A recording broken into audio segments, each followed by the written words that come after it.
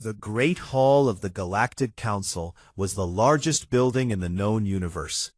It floated in space between 3 star systems, and inside it, representatives from over 200 alien species gathered to make laws for the galaxy. The ceiling was so high that clouds sometimes formed inside. The walls were made of crystal that showed the stars outside. Ambassador Linda Moore walked into this hall with her head held high. She was 53 years old, with gray streaks in her brown hair and lines around her eyes from years of difficult work. Behind her walked Admiral Kevin Brooks, a tall man with broad shoulders and a face that rarely smiled. They were the only 2 humans in a room full of aliens who looked at them like they were insects. Linda had been Earth's ambassador to the Council for 15 years. In that time, she had learned to keep her face calm, no matter what anyone said to her. This skill would be tested today more than ever before. The Council will now hear from the human delegation, announced the Arbiter, a being made of pure energy who floated above the central platform. Linda stepped forward to the speaking circle. Around her, hundreds of alien faces watched. Some had scales, some had feathers, some had no faces at all, just lights or crystals or shapes that hurt to look at for too long. None of them looked friendly. "Thank you," Linda said, her voice steady. "I am here to ask the Council to reconsider Resolution 7742. This resolution would stop humanity from expanding beyond our current borders. We believe this is unfair. For 63 years, we have followed every rule, we have signed every treaty, we have done everything you asked." Before she could continue, laughter filled the hall. It came from the Vethkai section, where a group of tall reptilian beings sat on raised platforms. Their leader, High Counselor Zyrax, stood up slowly. He was over 7 feet tall, with green scales and 4 yellow eyes that seemed to glow in the dim light. "The humans speak of expansion," Zyrax said, his voice dripping with amusement. "How sweet, how amusing. Tell me, little ambassador, do you even understand where you are?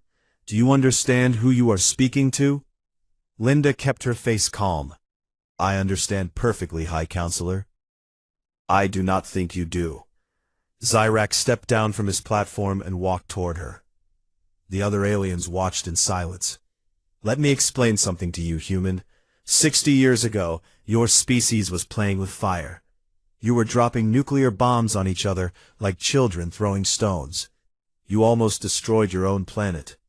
He circled around her, looking her up and down like she was something he might buy at a market. Kevin's hands curled into fists, but he did not move.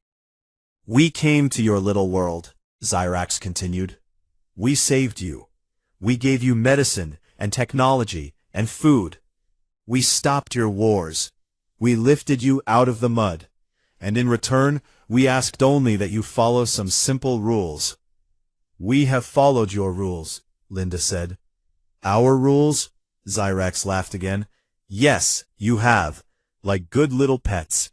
Your ships cannot go faster than light. Your weapons cannot be stronger than basic kinetic guns. Your colonies cannot spread beyond the Orion Spur. And you know why? Because you are children, dangerous children, and children must be controlled." More laughter from the assembly. The Kethmari clicked their hard mouths together. The Sorvan crystals made tinkling sounds. Even the usually quiet Luminari seemed to dim and brighten in what might have been amusement. Linda felt her heart beating fast, but she did not let it show on her face. The treaties were supposed to help us grow, to teach us, not to keep us in chains forever. "Chains?"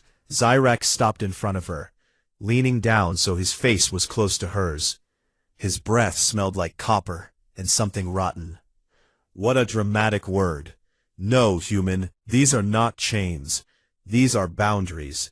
The boundaries that keep the galaxy safe from your kind." He turned to address the full council, spreading his arms wide. "I move that we expand the restrictions on humanity. cut their fleet in half, monitor all their research, prevent them from developing any new technologies without our approval.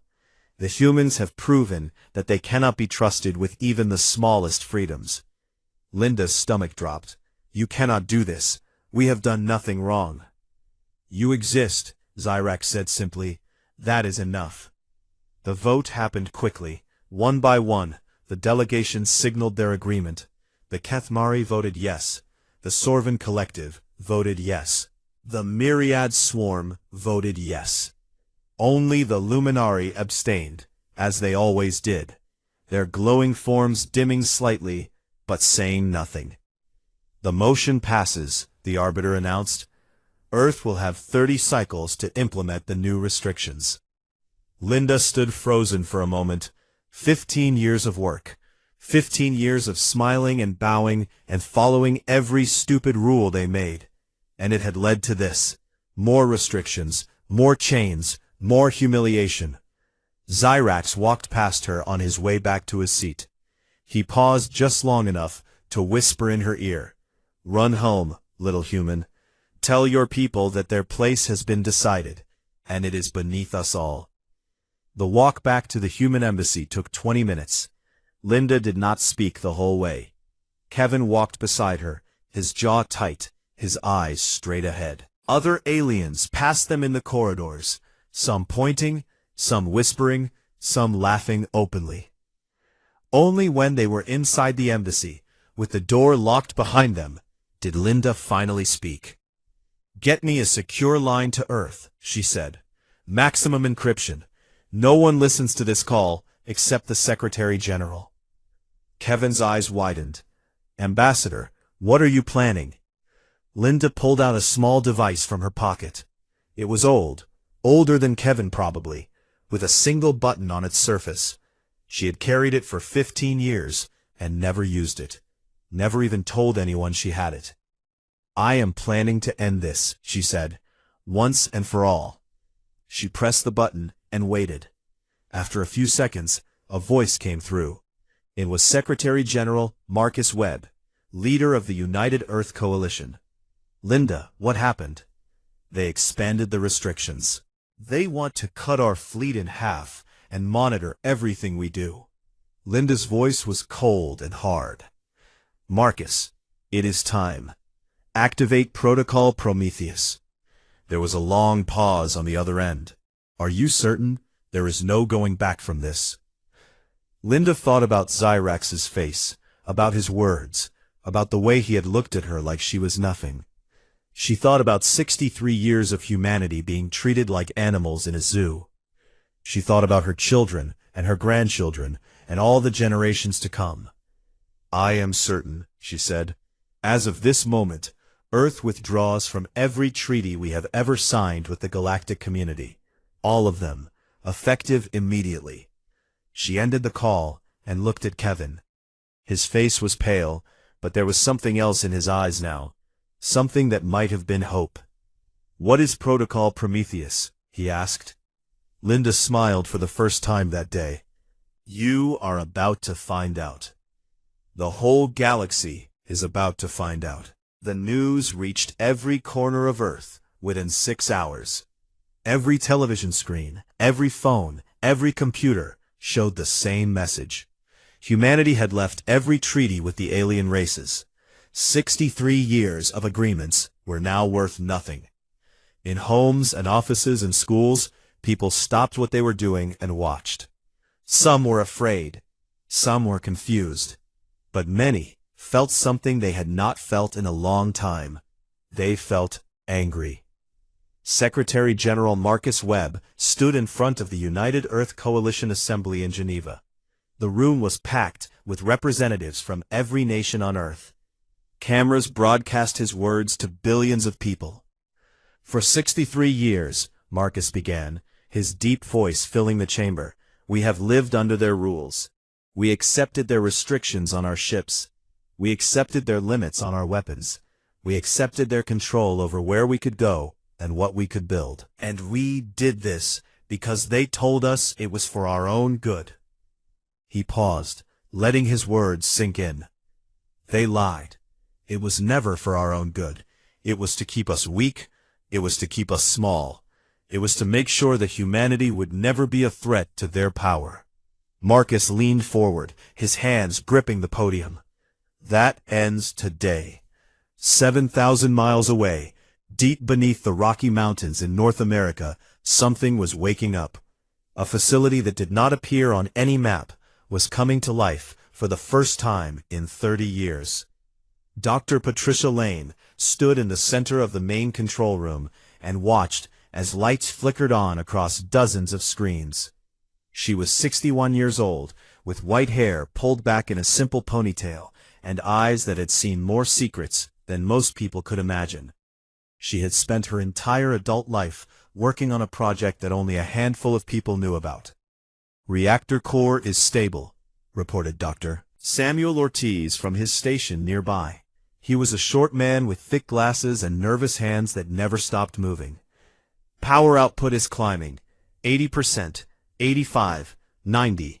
Good," Patricia said. "Connect us to the orbital platforms." Samuel looked at her with wide eyes. "All of them? All 27? All of them." Around the room, other scientists and engineers worked at their stations. Most of them were old, like Patricia. They had kept this secret for decades, never telling anyone, not even their families. Now, finally, the secret was about to be revealed. In orbit above Earth, something was moving. Satellites that everyone thought were for communication or weather were changing their positions. But they were not satellites. They never had been. Linda Moore's shuttle arrived at the orbital command station 2 hours after leaving the council. Admiral Kevin Brooks was with her, still looking confused, but no longer asking questions. They were met at the docking bay by a woman Linda had not seen in 5 years. "Admiral Grace Patterson," Linda said, shaking her hand. "I thought you retired." Grace was a small woman in her late 50s, but she had the eyes of someone who had seen war and won. Her hair was still black despite her age, and she moved with the energy of someone much younger. "I did retire," Grace said, "from the official Navy. I have been working on something else." She led them through the station, past dozens of busy workers, until they reached a large observation room. The wall on one side was completely transparent, showing Earth below and the blackness of space all around. But it was what Linda saw in that space that made her stop breathing. Ships. Hundreds of ships. They were unlike anything she had ever seen before. Sleek and black, they seemed to swallow the light around them. They moved in perfect formation, silent and deadly. "We call them the Silence Fleet," Grace explained. "We have been building them for 60 years, in secret. Hidden from the Council, hidden from their sensors, hidden from everyone." Kevin found his voice first. "But the treaties, the restrictions, how is this possible?" Grace smiled. "We followed every single restriction they placed on us. Our official fleet is exactly as small and weak as they demanded. Our official research facilities work only on approved projects. We broke no rules." "Then how?" Kevin gestured at the massive fleet outside. "They restricted what they knew about," Grace said. "They never knew about the facilities under the mountains. They never knew about the mining operations that were really construction sites. They never knew about the research stations hidden in asteroids and moons. They were so busy watching what we showed them that they never thought to look anywhere else." Linda stared at the ships, counting them. 300, maybe more. And Grace had said these were only the ones in this part of space. "The engines," Linda said slowly. "They can travel faster than light?" "Much faster. Our scientists figured out how to do it 40 years ago. We just never told anyone." Back in the mountain facility, Patricia Lane watched as the final systems connected. Her life's work was complete. Everything she had built, everything she had sacrificed, all the secrets she had kept, it was all coming together. "Dr. Lane," Samuel said, his voice shaking slightly, "all platforms are synchronized. The Prometheus array is fully operational." Patricia closed her eyes for a moment. She thought of her teachers, dead now for many years, who had started this project when she was still a young student. She thought of all the people who had worked in silence and secrecy, giving up normal lives to prepare for this day.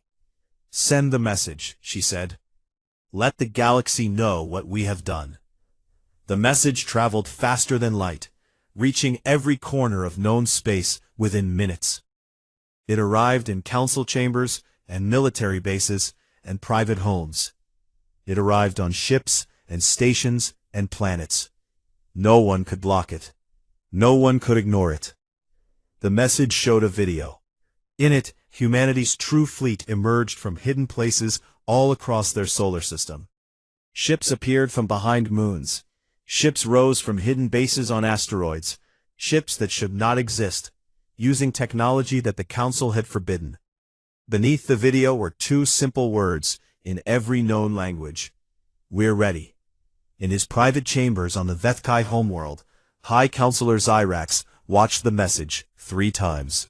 His scales had gone pale, and his 4 eyes blinked rapidly. "This is impossible," he whispered. "This cannot be real." But it was real. And somewhere deep in his chest, beneath the fear and the anger, Zyrax felt something he had never felt before in his 300 years of life. He felt afraid of humans. The emergency session of the Galactic Council was held through video screens. For the first time in the Council's long history, the delegates refused to gather in person. They were too afraid. Zyrax appeared on his screen, his 4 eyes burning with anger. His scales had turned dark red, the color of rage among his species. Behind him, his advisors whispered nervously to each other. "This is an act of war," Zyrax said, his voice sharp. "Humanity has broken every agreement they ever signed. They have built weapons that were forbidden. They have developed technology that was restricted. This cannot be allowed to stand." Linda Moore appeared on her own screen, calm and composed. Behind her, through the transparent wall of the orbital station, several of humanity's new ships could be seen floating in formation. "We broke nothing," Linda replied. "We withdrew from all treaties before revealing our fleet. Check your own laws, High Counselor. Everything we have done is legal." "Legal?" Zyrax slammed his clawed hand against his desk. "You deceived the entire galaxy for 60 years. You pretended to be weak while building weapons in secret." "We protected ourselves," Linda said, her voice still calm. "You spent 60 years treating us like animals. You laughed at us. You mocked us. You restricted everything we did. Did you really think we would just accept that forever?" Admiral Grace Patterson stepped into view beside Linda. "Let me explain something to you, High Counselor. You thought we were primitive. You thought we were stupid. So you only watched what you expected to see. You looked at our official fleet and saw weakness. You looked at our official research labs and saw basic science. You never thought to look anywhere else. Because you should not have had anywhere else," Zyrax shouted. "We controlled your resources. We monitored your systems." "You controlled what you knew about," Grace said with a small smile. "You monitored what we showed you. For 60 years, you saw exactly what we wanted you to see." The Kethmari delegate, a large creature with a hard shell and clicking mandibles, spoke next. "How did you hide the construction? Building hundreds of ships requires enormous amounts of metal and energy. We would have detected it." "Would you?" Grace asked. "We built our facilities deep underground, shielded from your sensors. We listed our mining operations as normal resource gathering. We disguised our construction as maintenance work on approved projects. Every single step of the way, we made sure you saw nothing unusual." "You made fools of us," Zyrax said, his voice low and dangerous. "No," Linda replied. "You made fools of yourselves. You were so certain that we were lesser beings that you never questioned anything. You never wondered why we always agreed so quickly to your demands. You never asked why we never pushed back." She leaned forward. "You thought our silence meant weakness. It did not. It meant patience. The arbiter, the ancient being of energy that led the council, spoke in its calm, hollow voice. The situation is without precedent. However, the human delegation is correct. Their withdrawal from all treaties was properly filed before their fleet was revealed. Under galactic law, they have committed no violations. This is madness, Zyrax roared. They have been lying to us for 60 years. There is no law against keeping secrets, the arbiter replied. If there were, every species in this council would be guilty. The chamber fell into tense silence. On their screens, delegates whispered to their advisors, calculated odds, weighed options. The Luminari, mysterious beings of light, dimmed and brightened, but said nothing. Finally, the Sorvan delegate, a creature made of living crystal, spoke. What does humanity want? You would not have revealed your fleet unless you had demands. Linda nodded. We want 3 things. First, humanity will be recognized as a full and equal member of the galactic community. No more restrictions, no more monitoring, no more being treated as children. That seems reasonable, the arbiter said. What else? Second, all previous treaties will be thrown out, new agreements will be written, and this time humanity will have an equal voice in writing them. Murmurs rippled through the council. This was more than some delegates wanted to give, but they looked at the ships floating behind Linda, and they stayed quiet. And the third demand? The arbiter asked. Linda's eyes found Zyrax's on the screen. I want High Counselor Zyrax to apologize. In front of this entire council. For the way he treated humanity. For the words he spoke to me. For 60 years of contempt and mockery. Zyrax's scales went completely white, the color of shock among his species. You cannot be serious. I am completely serious. Linda's voice was hard as steel. You called us primitives. You called us children. You walked around me like I was an animal for sale. You told me to know my place. She paused. Now I am telling you yours. Apologize or find out exactly what our fleet can do. The next 3 hours were the longest of Zyrax's life. He argued. He threatened. He demanded that the other species combine their forces against humanity. But one by one, his allies backed away. The Kethmari calculated the losses they would suffer in a war, and decided they were too high. The Sorvan Collective had no desire to fight a species that had fooled the entire galaxy for 60 years. The myriad swarm was already sending messages to humanity, asking about trade agreements. In the end, Zyrax stood alone. If I refuse, he asked, his voice barely above a whisper, then humanity will demonstrate its new capabilities, Grace Patterson replied. We would prefer not to. War is wasteful and ugly, but we will not be disrespected any longer. The moments stretched out. Zyrax looked at his fellow counselors, hoping for support, finding none. He looked at the human fleet on the screen, counting the ships, imagining what weapons they might carry. And then, slowly, painfully, he bowed his head. I apologize, he said, each word sounding like it was being pulled from him with hooks. To humanity, for my words, for my actions, for the way my species has treated yours. Linda watched him, her face showing nothing. Then she nodded once. Your apology is accepted, High Counselor. I hope we can build a better relationship in the future. After the session ended, Grace turned to Linda with a raised eyebrow. Do you really hope that? Linda was quiet for a moment. Then she shook her head. No. But I am a diplomat. It is my job to say things like that. She looked out at Earth, blue and beautiful in the distance. What I really hope is that he remembers this feeling. The feeling of being small, the feeling of being powerless, the feeling of being looked down upon by someone stronger. You think he will? I think he will never forget it. Linda smiled, and there was something fierce in that smile. and neither will anyone else who watched today. The months after humanity's revelation were strange and busy. Everything in the galaxy was changing, and everyone was trying to figure out where they stood. On Earth, people walked a little taller. They spoke a little louder. The shame that had hung over them for 60 years was finally lifting. Children asked their parents about the secret fleet, and parents struggled to explain something they had not known themselves. In the mountain facility that no longer needed to hide, Dr. Patricia Lane received an unusual visitor. Dr. Yanara of the Luminari had requested a meeting. This was remarkable because the Luminari almost never talked to anyone. They were the oldest species in the known galaxy, ancient and mysterious, and they kept to themselves. Yanara appeared as a column of soft, shifting light. Patricia could not tell where the being's eyes were, or if it even had eyes, but she felt like she was being studied very carefully. "Your technology is interesting," Yanara said.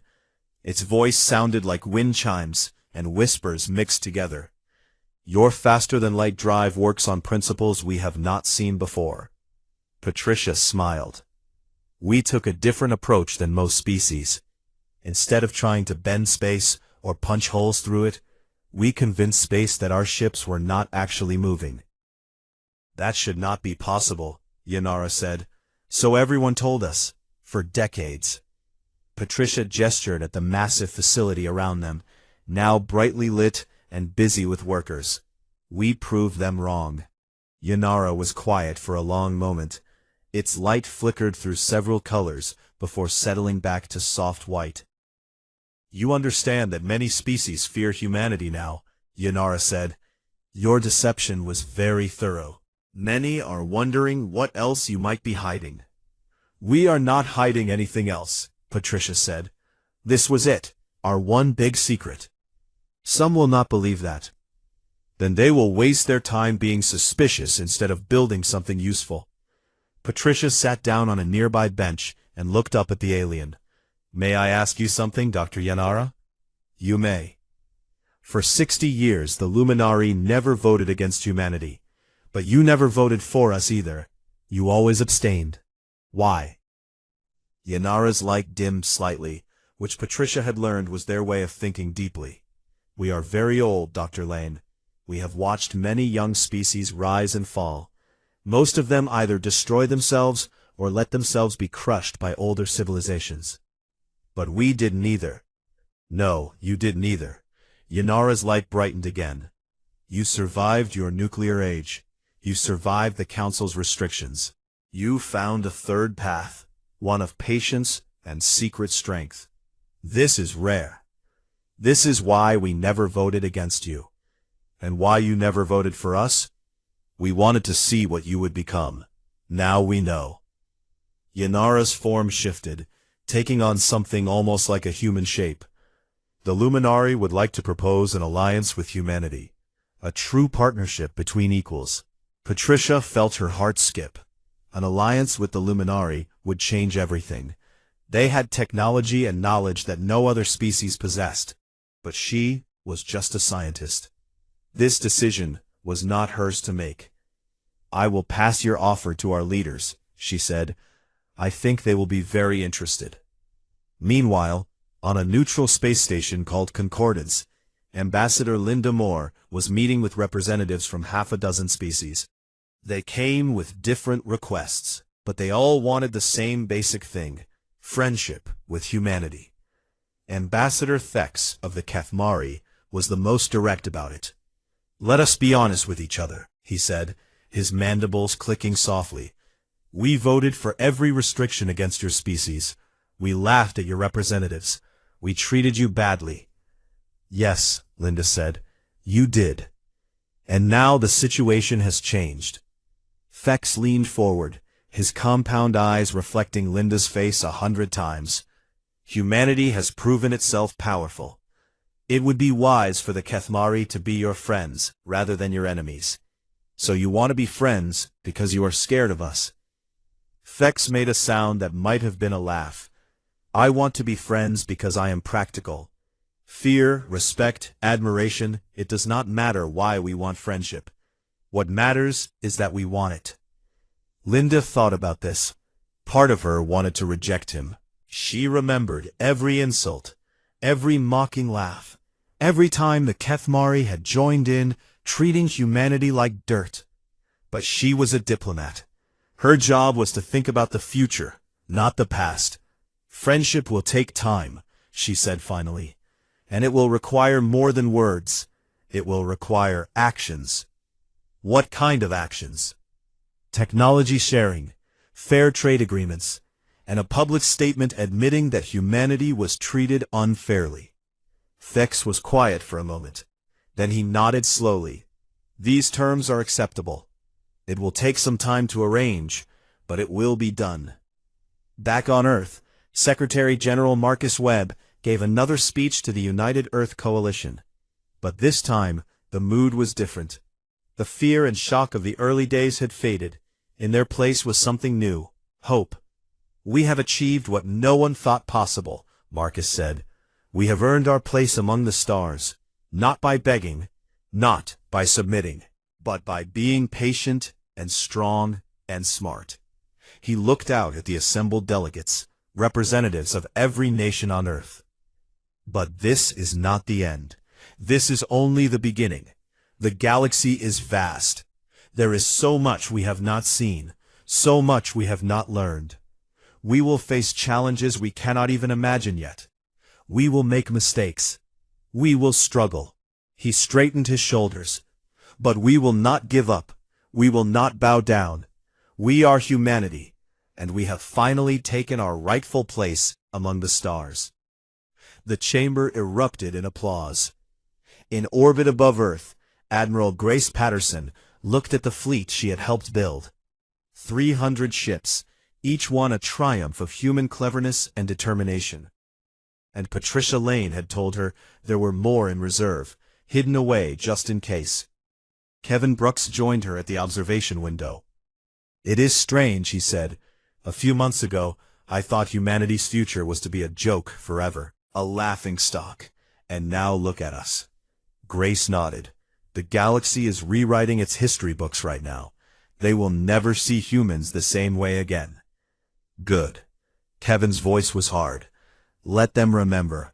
Let them remember what happens when you push us too far. Grace looked at him sideways. You sound angry. I am angry.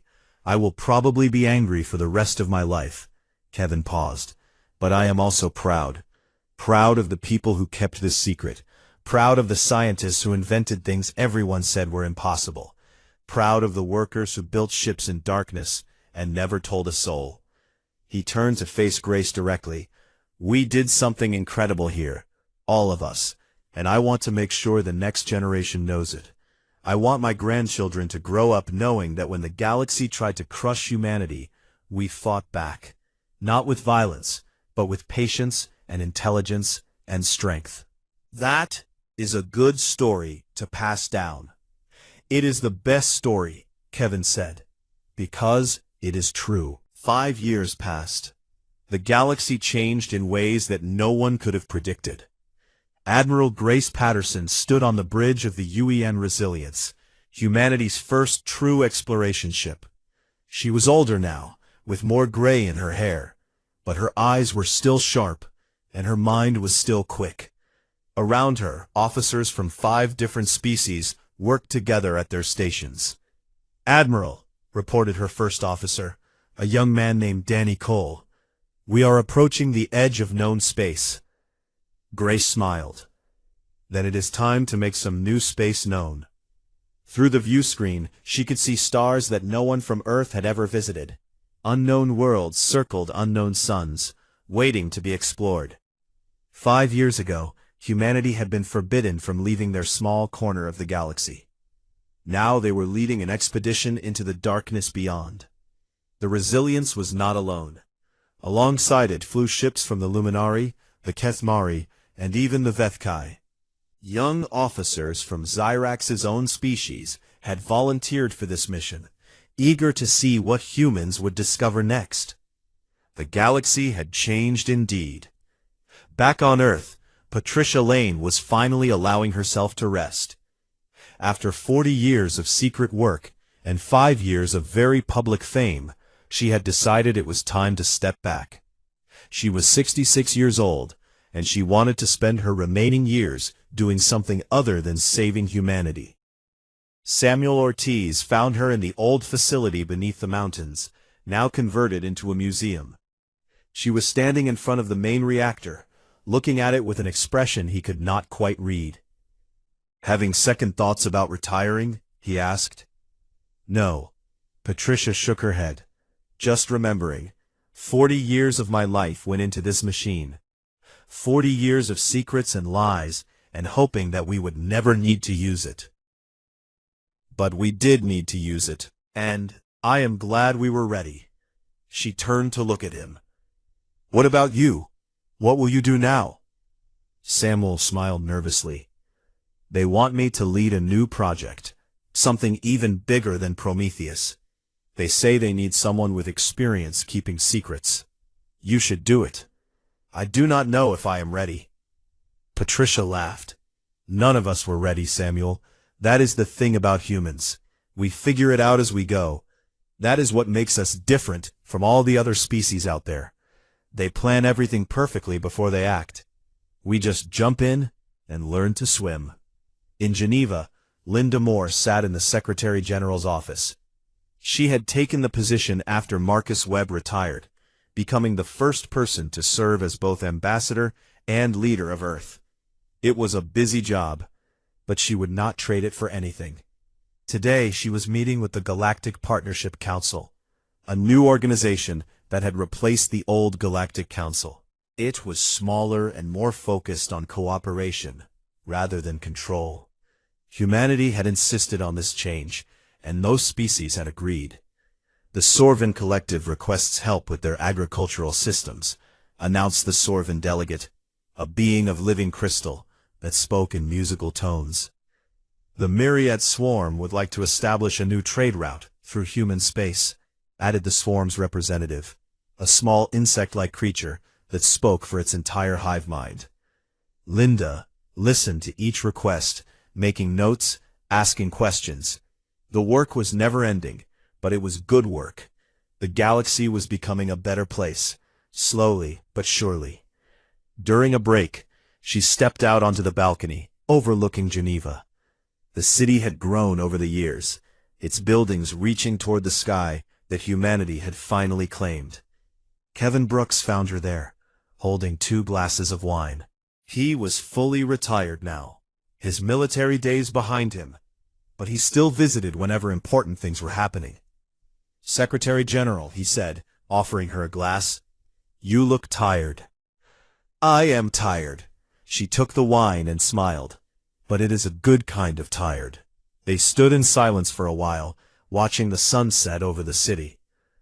"Do you ever think about that day," Kevin asked, "when Zyrax told you to know your place?" "Sometimes." Linda took a sip of her wine. "I think about how close we came to just accepting it. How easy it would have been to keep bowing and smiling and hoping things would get better on their own. But we did not.